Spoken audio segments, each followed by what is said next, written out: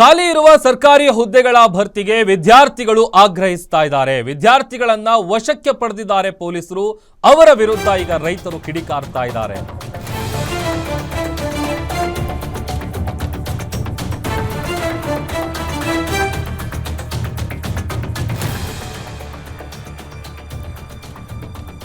ಖಾಲಿ ಇರುವಂತಹ ಸರ್ಕಾರಿ ಹುದ್ದೆಗಳ ಭರ್ತಿಗೆ ಆಗ್ರಹಿಸಿದಂತಹ ವಿದ್ಯಾರ್ಥಿಗಳನ್ನ ವಶಕ್ಕೆ ಪಡೆದಿದ್ದ ಪೊಲೀಸರ ವಿರುದ್ಧ ರೈತರು ಕಿಡಿಕಾರ್ತಾ ಇದ್ದಾರೆ.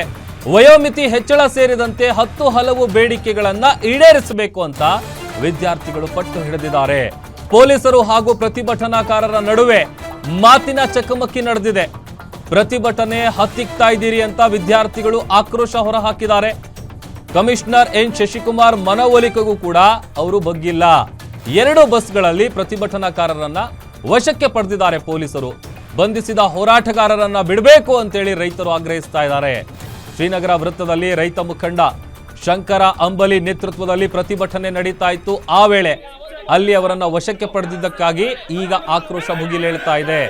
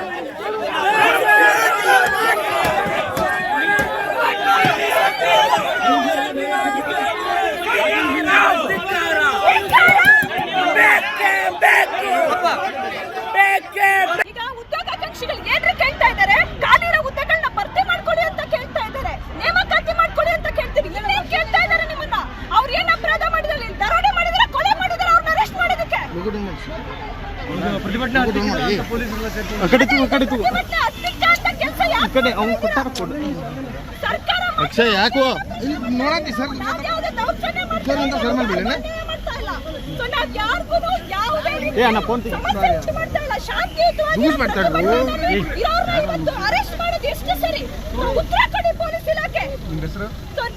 ಪರ್ಮಿಷನ್ ಕೊಡಲ್ಲ ಅಂತ ಹೇಳಿದ್ದಾರೆ.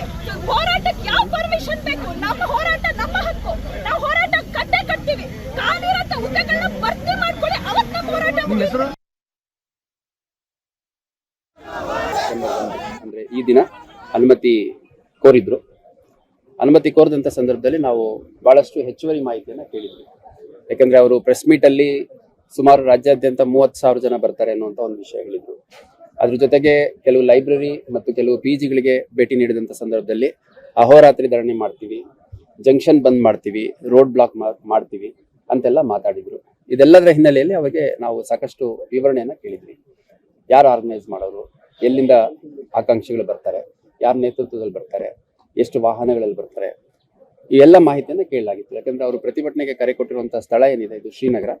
ಇದು ಸುಮಾರು 80,000ಕ್ಕಿಂತ ಹೆಚ್ಚು, ಸರಿಸುಮಾರು 1 ಲಕ್ಷದಷ್ಟು ವಿದ್ಯಾರ್ಥಿಗಳು ಮತ್ತು ಉದ್ಯೋಗಾಕಾಂಕ್ಷಿಗಳು ಇಲ್ಲಿ ವಾಸ ಮಾಡ್ತಾ ಇರುವಂಥದ್ದು. ಅದ್ರ ಜೊತೆಗೆ ಇಲ್ಲಿ ಸಾಕಷ್ಟು ಶಾಲಾ ಕಾಲೇಜುಗಳು, ಆಸ್ಪತ್ರೆಗಳು, ವ್ಯಾಪಾರ ವಹಿವಾಟು ನಡೆಯುವಂತಹ ಸ್ಥಳಗಳು, ಅದೆಲ್ಲದಕ್ಕಿಂತ ಹೆಚ್ಚಿನದಾಗಿ ಇಲ್ಲಿನ ಸ್ಥಳೀಯ ಸಾರ್ವಜನಿಕರು ಏನಿದ್ದಾರೆ ಅವರು ಕೂಡ ಬಹಳ ದೊಡ್ಡ ಸಂಖ್ಯೆಯಲ್ಲಿದ್ದಾರೆ, ಹಿರಿಯ ನಾಗರಿಕರಿದ್ದಾರೆ. ಇದೆಲ್ಲದರ ಹಿನ್ನೆಲೆಯಲ್ಲಿ ಮತ್ತೆ ವಿದ್ಯಾರ್ಥಿ ಸಮುದಾಯ, ಆಕಾಂಕ್ಷಿಗಳ ಸಮುದಾಯ ಬಹಳ ದೊಡ್ಡ ಸಂಖ್ಯೆಯಲ್ಲಿ ಸೇರ್ಕೊಂಡಂತ ಸಂದರ್ಭದಲ್ಲಿ ಅಲ್ಲಿ ಪರಿಸ್ಥಿತಿಯನ್ನ ಲಾಭ ಪಡ್ಕೊಳ್ಳಿಕ್ಕೆ ಯಾರಾದ್ರೂ ಒಬ್ಬರಿಬ್ರು ಕಿಡಿಗೇಡಿಗಳು ಏನಾದರೂ ತಪ್ಪು ಕೆಲಸಗಳನ್ನ ಮಾಡಿದ್ರೆ ಆ ಒಂದು ಎಮೋಷನಲ್ ಅಟ್ಮಾಸ್ಫಿಯರ್ ಅಲ್ಲಿ ಕಾನೂನು ಸುವ್ಯವಸ್ಥೆ ಸಮಸ್ಯೆ ಎದುರಾಗೋ ಸಾಧ್ಯತೆ ಇದೆ ಅನ್ನೋದರ ಹಿನ್ನೆಲೆಯಲ್ಲಿ